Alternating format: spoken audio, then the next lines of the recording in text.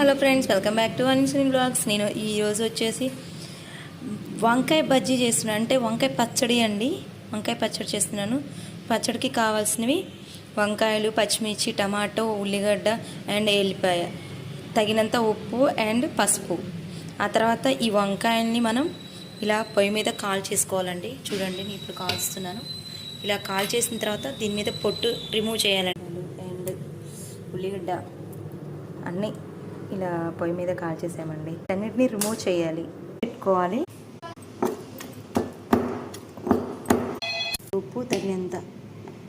తర్వాత బాగా పచ్చడి చేసి బౌల్లోకి తీసుకొని తాలింపు వేసి వేడి వేడి పబ్బియ్యంలో ఈ వంకాయ బజ్జీ కనుక కలుపుకొని తింటే చాలా బాగుంటుందండి.